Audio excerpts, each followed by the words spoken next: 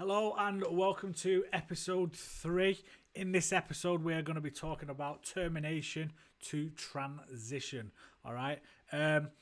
In this video, I'm going to explain my thought process, the process that I actually went through, and a couple of recommendations that I do think are applicable to pretty much anybody that is going to be leaving the services. I am very, very fortunate to be sat in the position that I am now as a result of a good termination transition process. So what I've done is I've knocked up a couple of visuals, explanations as to what may help you moving on forward. So let's get into it.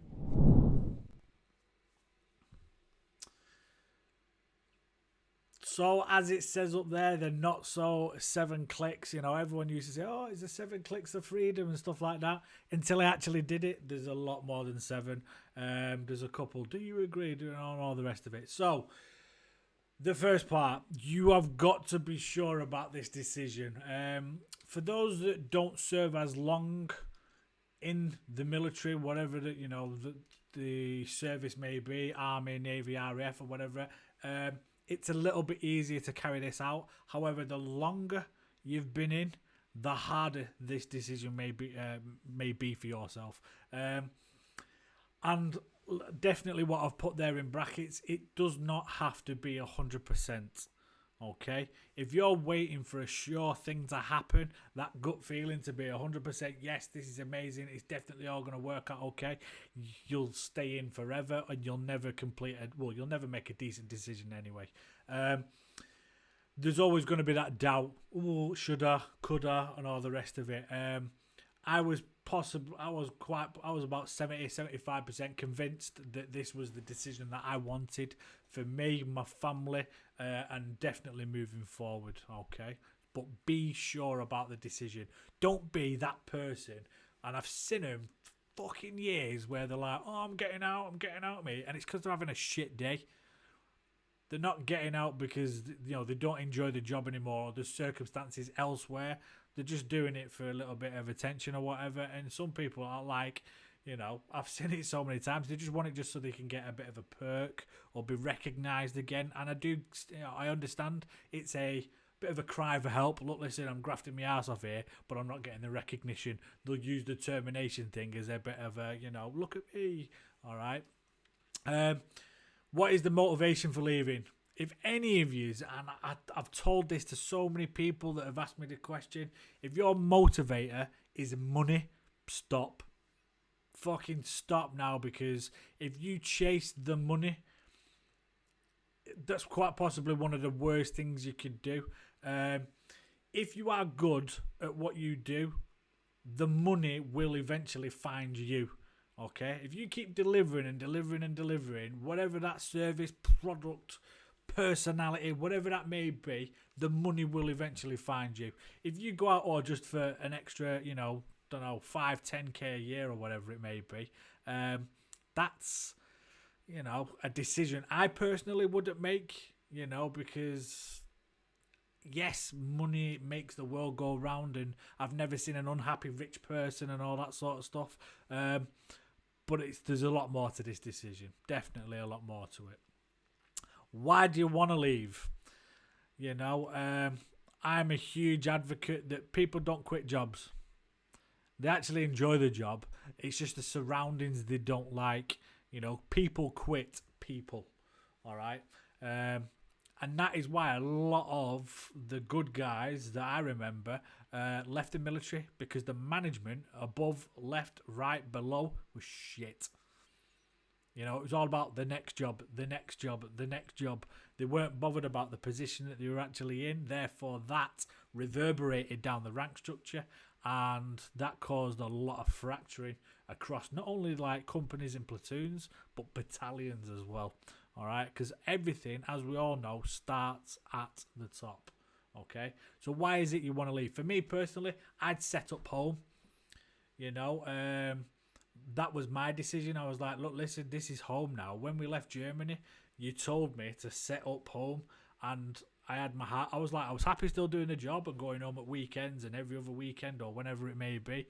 But the fact that they wanted me to then go back abroad for a couple of years, I didn't see that as a viable solution. Okay, so that was my main motivator. Decision making help. I've sent this to a couple of people to definitely try and help them to understand the logical levels of their thinking. All right. Your environment is where you work, where you live, where you cohabit. If you're in a happy workspace because of the environment that you're in, your behavior will be positive. If the environment is crap, your behavior is going to mimic that environment. See how it all starts to interlock and overlap?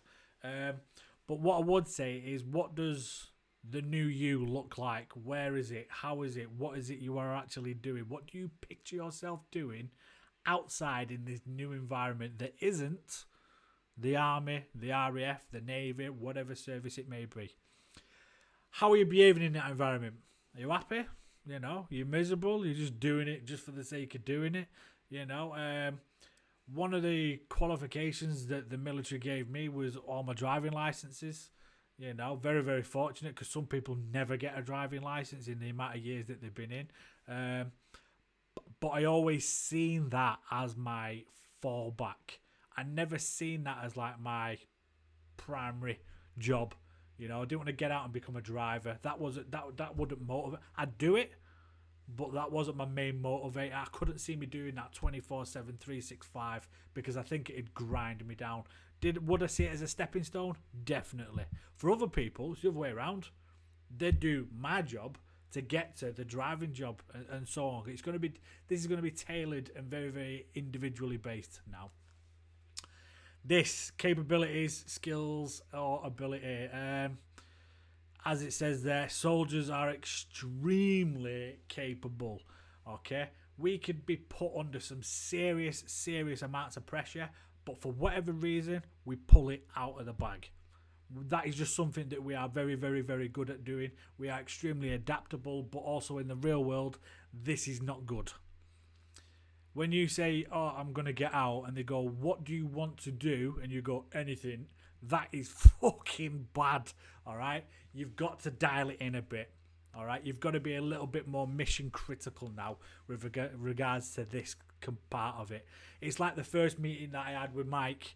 I sat down and he's like, what do you want to do? And I was like, well, I like teaching. He's like, well, what do you like teaching? Because there's a lot of subjects you can teach. And I was like, well, I'm very good technically with my hands. You know, you start dialing it back to like weapon handling tests, stripping and assembling, understanding the pamphlets, the process and all that sort of stuff. And it was like, right, okay, see how we've gone from teaching, which is quite vague, to now technical. And we've started to dial it in a little bit. So yeah, yes, we are very, very good at what we do, but it also can be a bit of a detriment as well. So be a little bit more precise with your capabilities. What do you enjoy doing now? And can you do that in the real world? Yeah. Does it sit with your beliefs and values? So just because you can do it, does that make you happy? I've said in previous videos, not just within the FSG world, but I actually love teaching. I love training, and it's so upside down, inside out, because I fucking hated school. And that's possibly the way that they might have delivered it, you know, because you got to think, you've got 30 people, you cannot cater for everybody. Whereas I didn't see that as read book, do this test and all the rest of it. I really enjoy what I do. Whereas I know there are some people, they're getting paid X amount of money, you know, but they hate their lives. And I'm like, come on. I know it all sounds pink and fluffy by saying this, but really, if you're going to do something, make sure you enjoy it. This is where I think now is the deep, dark level, okay? What is your identity now that you are not a serving soldier, okay? And this will tie in, especially with the mental health side of things. You got to think, like, I was part of an army of people, you know, which you're talking individual, pairs, fire teams, sections, platoons, companies, battalions. You see a huge organisation of people. When you leave, you're going to go into possibly another organisation, you know, whether you do go employed, working for another company. But if you go self-employed, it's you. What does that identity look like? Who are you now? It's like, who is Chris Molyneux? You know, and that's a hard question you're gonna have to ask yourself, because you're not a serving soldier anymore. You know, that part of, you know, I'm very, very thankful for what the military has done for me, definitely. But that's not me anymore. I am a former soldier. You know, that is what I'll always class myself as now. The spiritual side of things, and this now, I'm not talking about, like, you know, whoever it is that you believe in, but we're now talking about the group, your family, your friends, your social circles. Does it impact them? Does it involve them? Because if it does, is it okay? You know, it's like with the decision for the battalion to then move on to Cyprus. That was definitely going to impact my group, you know, Nick, my family, my friends. So it didn't sit right at that level, and it started to then knock up now. So if you ever find yourself stuck, it's easy to ask the top couple, I'd say top 3, maybe 4. When you start getting below those levels, though, that's when it'll start to get a little bit naughty, all right? And you're going to have to ask questions that you don't want to ask and you don't want to answer, but it will be worth it in the long run. I promise you that.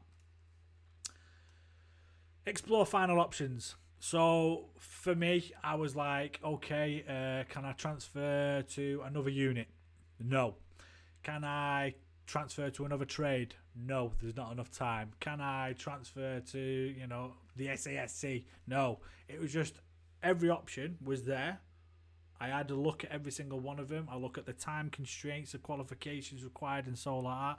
And it was doors closed after closed after closed.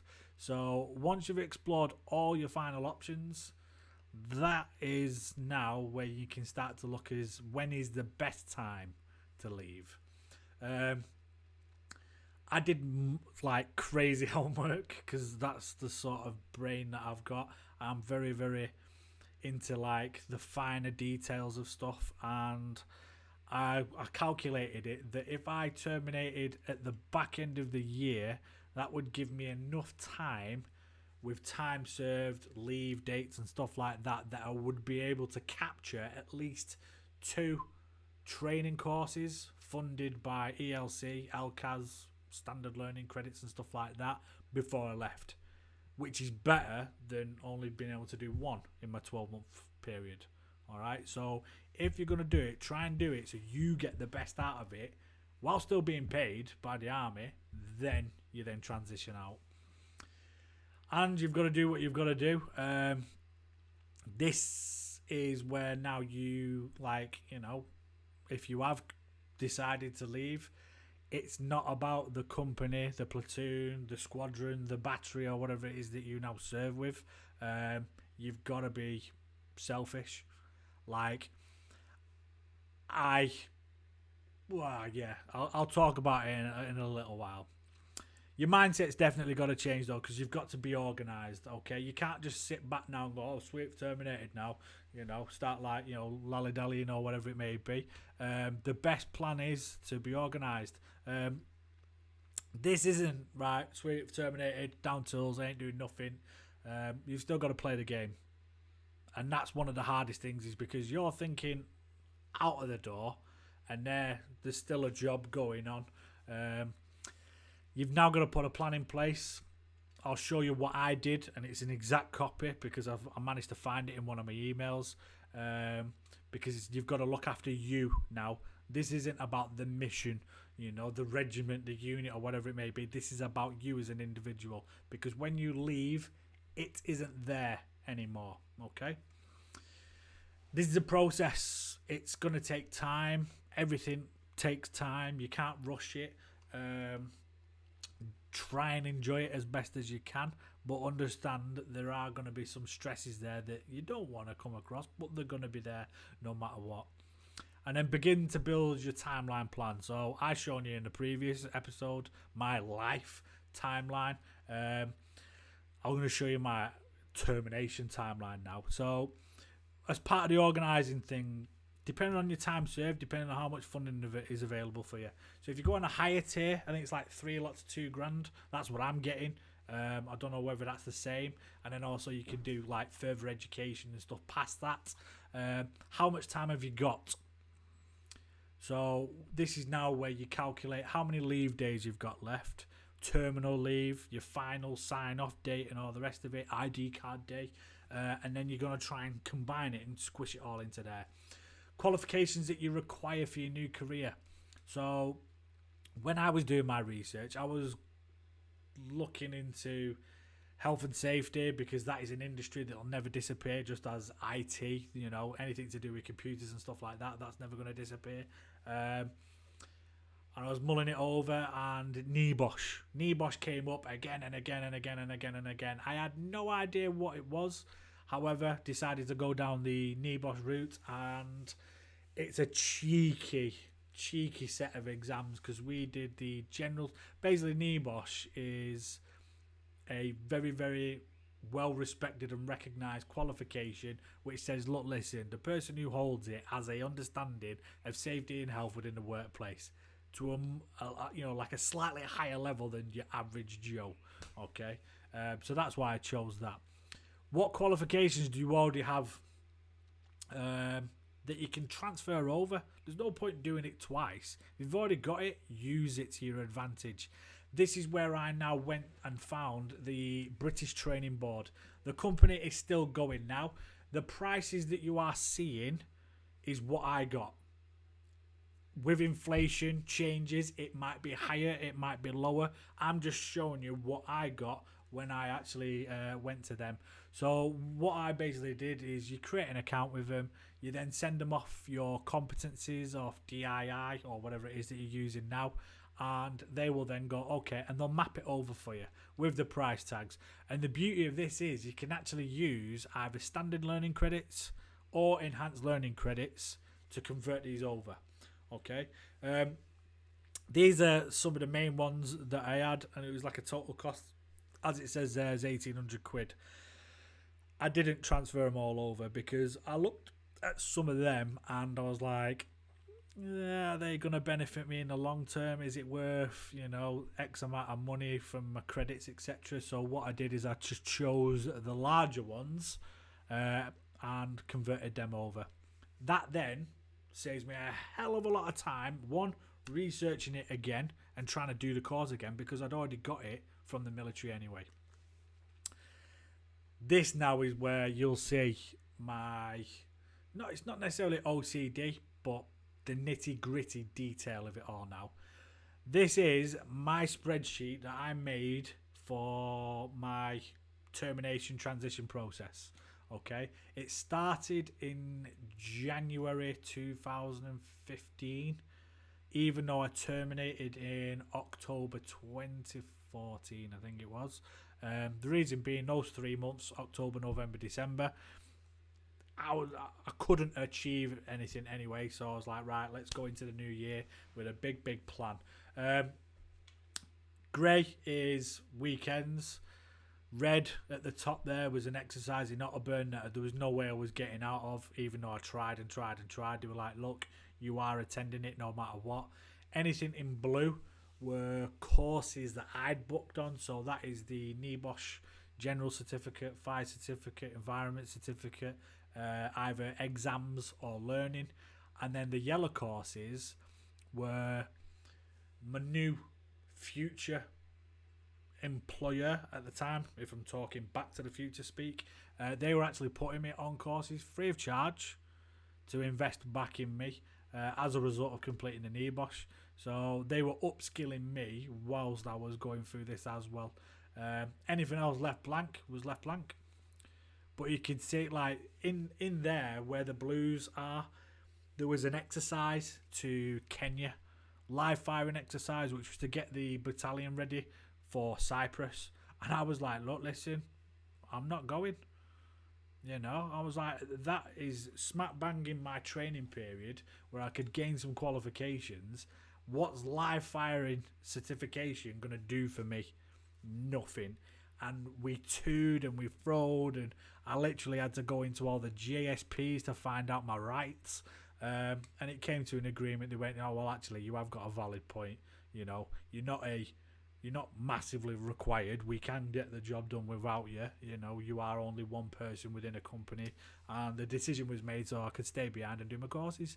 But there was, yeah, it wasn't as easy as that. There was a lot of boss, this need do that, and you know, and yeah, there was a lot of toing and froing. But I recommend this.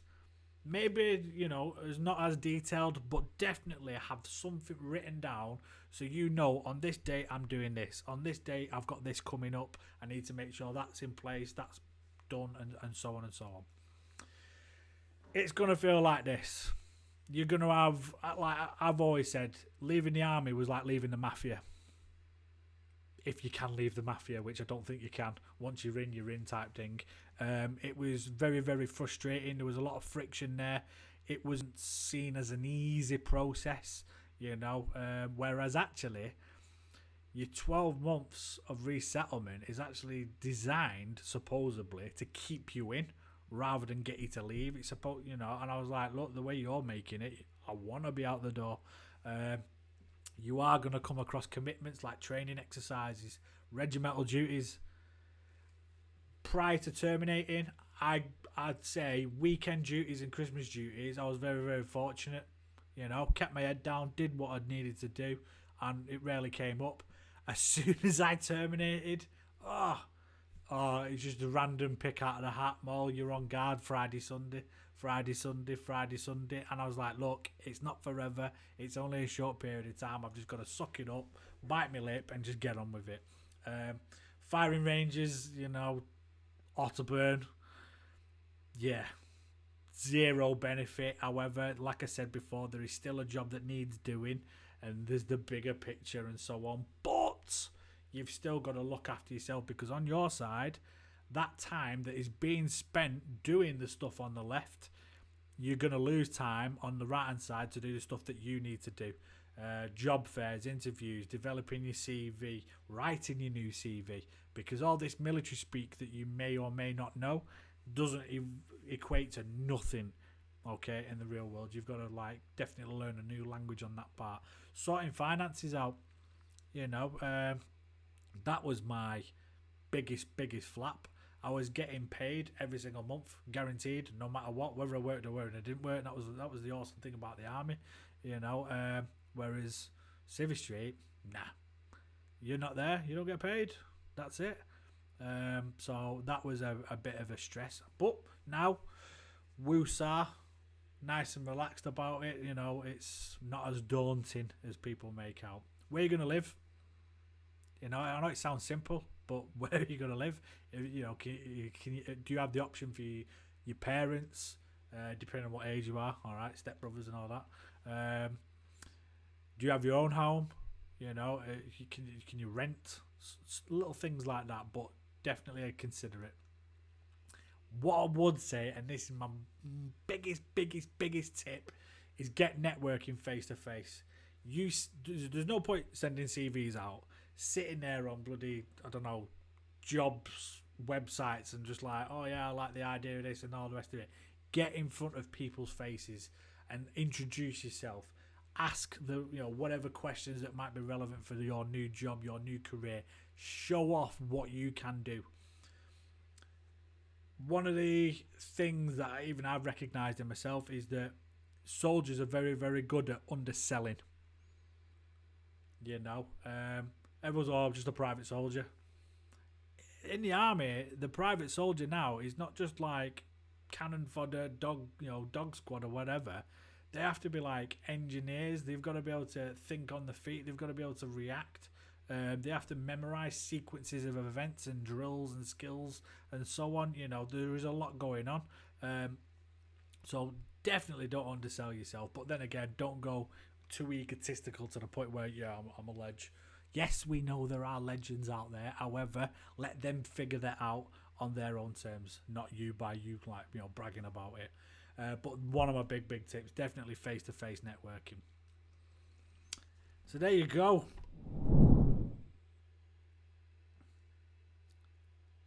Trying to keep this segment as short as sweet as I can. If you've got any questions, queries, how to get in touch with different companies, organisations that I've talked about especially like the British Training Board and stuff like that, feel free to drop a comment down below. Thank you very much for watching. My name is Chris Molyneux, and I will see you in episode 4, which is coming very, very soon. See you soon.